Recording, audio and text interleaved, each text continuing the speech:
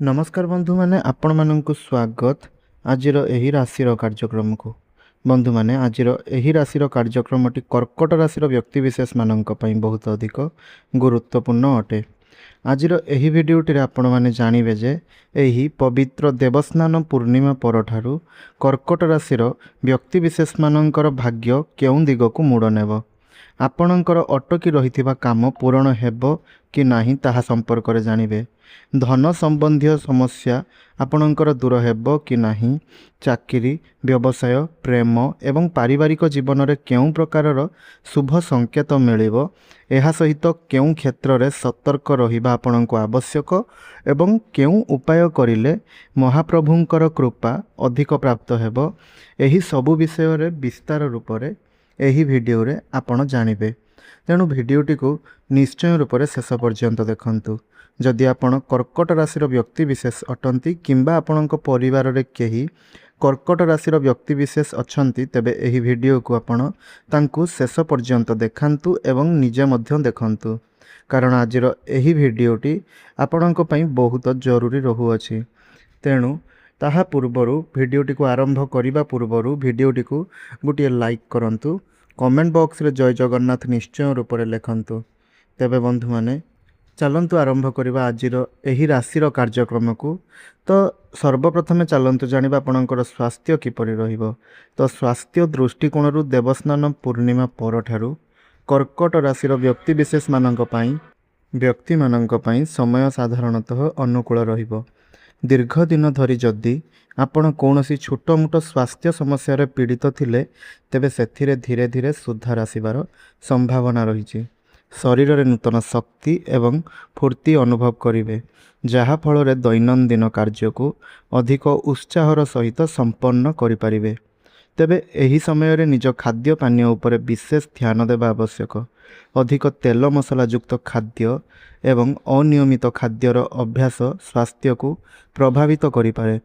पर्याप्त परिमाण रे पानी पियंतु, सुषम खाद्य ग्रहण करंतु एवं नियमित व्यायाम किंबा प्रातः भ्रमण करिवार अभ्यास रखंतु।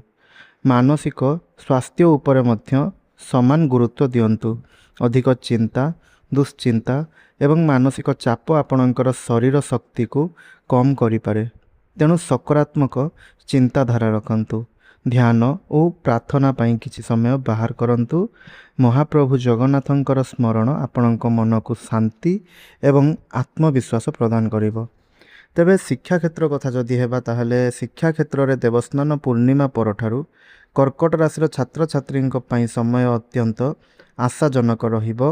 जेउ छात्र छात्री दीर्घ दिन धरी पाठ पढ़ारे मनोयोग देई पारु नथिले किंबा निज लक्ष्य नहीं द्वंद्व थिले, सेमानंक मन रे एबे एक नूतन उत्साह एवं आत्मविश्वास जन्म नेब।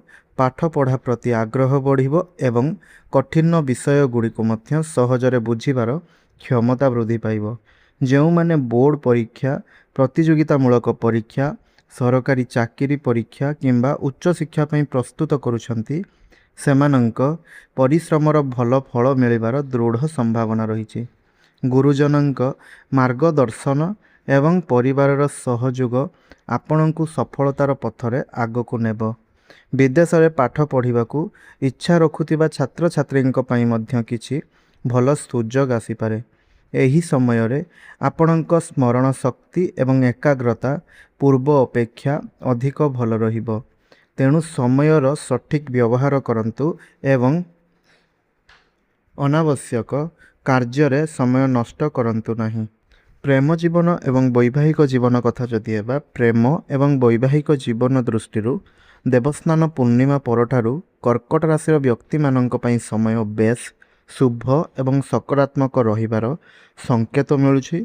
जेउ माने प्रेम संपर्क रे अछंती, सेमानंक मध्यरे थिबा दूरता एवं भूल बुझाबुझी धीरे धीरे दूर हेबो। परस्पर प्रति विश्वास, सम्मान एवं भावनात्मक निकटता बढ़िबो, जहा संपर्क को आहुरी मजबूत करिबो। जदि आपण निज मनर कथा काहाकू कहिबा पई अपेक्षा करिथिले, तेबे एही समय आपणक पई बेस अनुकूल साब्यस्त हेबो। केतेक लोकंक जीवन रे नुआ प्रेमर आगमन हेबार मध्य संभावना रही।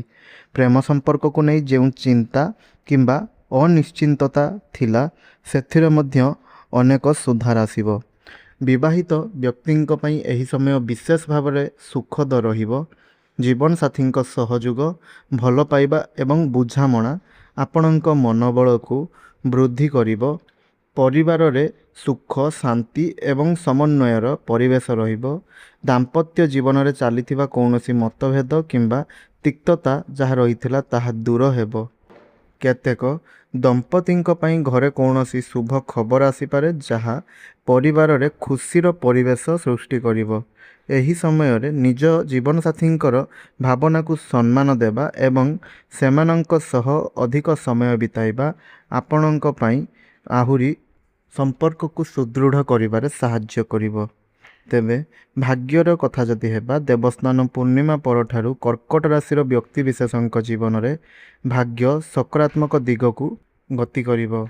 ଦୀର୍ଘ ସମୟ ଧରି ଯେଉଁ କାର୍ଯ୍ୟଗୁଡ଼ିକ ଅଟକି ରହିଥିଲା କିମ୍ବା ବାରମ୍ବାର ବାଧାର ସମ୍ମୁଖୀନ ହେଉଥିଲେ ଯେଉଁ କାର୍ଯ୍ୟରେ, ସେହି କାର୍ଯ୍ୟଗୁଡ଼ିକରେ ଏବେ ଧୀରେ ଧୀରେ ଆପଣଙ୍କର ସଫଳତାର ଦ୍ୱାର ଖୋଲିଯିବ। ଗତ କିଛି ମାସ ଧରି ଯଦି ଆପଣ କୌଣସି କାମ ପାଇଁ ନିରନ୍ତର ପରିଶ୍ରମ କରୁଥିଲେ କିମ୍ବା ଆଶା ଅନୁଯାୟୀ ଫଳ ପାଉନଥିଲେ, ତେବେ ଏହି ସମୟରେ ସେହି ପରିଶ୍ରମର ସଠିକ୍ ଫଳ ଆପଣଙ୍କୁ ମିଳିବ। ଅପ୍ରତ୍ୟାଶିତ ଭାବରେ କୌଣସି ଶୁଭ ଖବର ମିଳିପାରେ ଯାହା ଆପଣଙ୍କ ମନରେ ନୂତନ ଆଶା ଏବଂ ଉତ୍ସାହ ଆପଣଙ୍କର ସୃଷ୍ଟି ନିଶ୍ଚୟ ରୂପରେ କରିବ। ଏହା ସହିତ ଏହି ସମୟ ଆପଣଙ୍କ ଭାଗ୍ୟ ପକ୍ଷରେ ରହିବା କାରଣରୁ ଅନେକ କାର୍ଯ୍ୟ ସହଜରେ ସମ୍ପନ୍ନ ହେବ।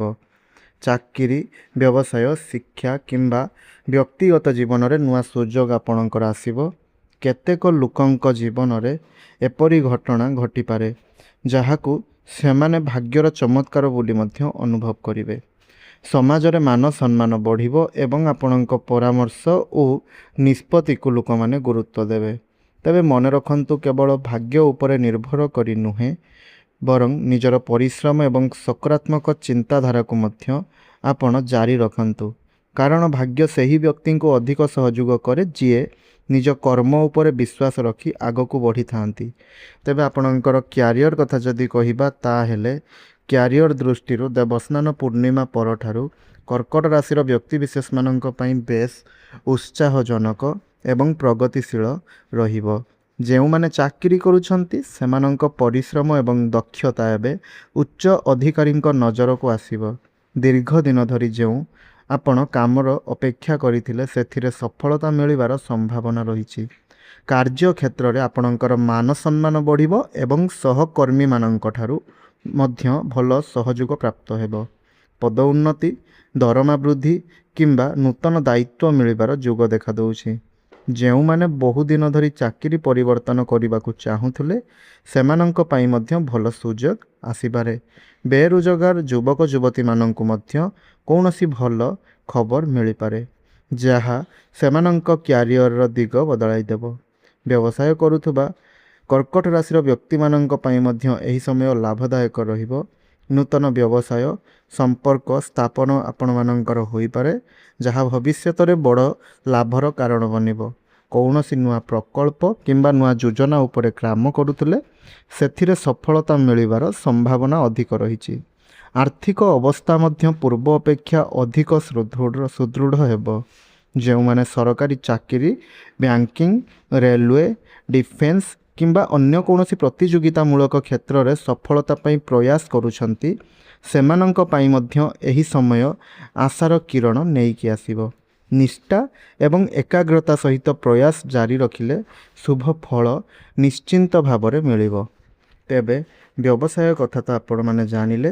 ଏବେ ଜାଣନ୍ତୁ କିଛି ଗୁପ୍ତ ଏବଂ ସରଳ ଉପାୟ ଯାହାକୁ ଆପଣ କରିବା ଦ୍ୱାରା ଯାହା ବି କିଛି ଆପଣଙ୍କୁ ଅଶୁଭ ଫଳ ମିଳୁଛି ତାହା ଆପଣଙ୍କୁ ନିଶ୍ଚୟ ରୂପରେ ଅଧିକ ଶୁଭ ଫଳ ଆକାରରେ ମିଳିବ। ତେବେ ପ୍ରଥମରେ ପ୍ରତିଦିନ ସକାଳେ ଭଗବାନ ପ୍ରଭୁ ଜଗନ୍ନାଥଙ୍କର ପ୍ରଣାମ କରି ଓମ୍ ନମଃ ଭଗବତେ ବାସୁଦେବାୟ ଏହି ମନ୍ତ୍ରଟି 108 ଥର ଜପ କରନ୍ତୁ। ସୋମବାର ଦିନ ଶିବଲିଙ୍ଗରେ ଜଳ ଓ କ୍ଷୀର ଅର୍ପଣ କରନ୍ତୁ। ଦରିଦ୍ର କିମ୍ବା ଆବଶ୍ୟକତା ଥିବା ବ୍ୟକ୍ତିଙ୍କୁ ଆପଣ ଖାଦ୍ୟବସ୍ତୁ ଦାନ କରନ୍ତୁ, ଯେପରିକି ଚାଉଳ, କ୍ଷୀର, ଚିନି ଏହିଭଳି ଧଳା ରଙ୍ଗର ଖାଦ୍ୟବସ୍ତୁ ଗୁଡ଼ିକ ଦାନ କରନ୍ତୁ। ତେବେ ବନ୍ଧୁମାନେ, ଏହା ତ ଥିଲା କର୍କଟ ରାଶିର ବ୍ୟକ୍ତିବିଶେଷମାନଙ୍କ ପାଇଁ ଦେବସ୍ନାନ ପୂର୍ଣ୍ଣିମା ପରଠାରୁ ଆପଣମାନଙ୍କ ଜୀବନରେ କ'ଣ ସବୁ ଘଟିବା ପାଇଁ ଯାଉଛି ତାହା ସମ୍ପର୍କରେ। ଆଶା କରୁଛି ଭିଡ଼ିଓଟି ଆପଣମାନଙ୍କୁ ନିଶ୍ଚୟ ରୂପରେ ଭଲ ଲାଗିଥିବ। ଯଦି ଭିଡ଼ିଓଟି ଆପଣମାନଙ୍କୁ ଭଲ ଲାଗିଛି ତାହେଲେ ଭିଡ଼ିଓଟିକୁ ଗୋଟିଏ ଲାଇକ୍ କରନ୍ତୁ। ଚ୍ୟାନେଲଟିରେ ନୂଆ ଥିଲେ ଚ୍ୟାନେଲଟିକୁ ସବସ୍କ୍ରାଇବ୍ କରି ପାଖରେ ଆସୁଥିବା ବେଲ୍ ଆଇକନ୍ଟିକୁ ନିଶ୍ଚୟ ରୂପରେ ଦବାଇ ଦିଅନ୍ତୁ, ଯାହାଦ୍ୱାରା ଆମେ ଯେଉଁ ଭିଡ଼ିଓ ଅପଲୋଡ଼ କରିବୁ ତାହା ଆପଣଙ୍କ ପାଖରେ ସର୍ବପ୍ରଥମେ ପହଞ୍ଚି ପାରିବ।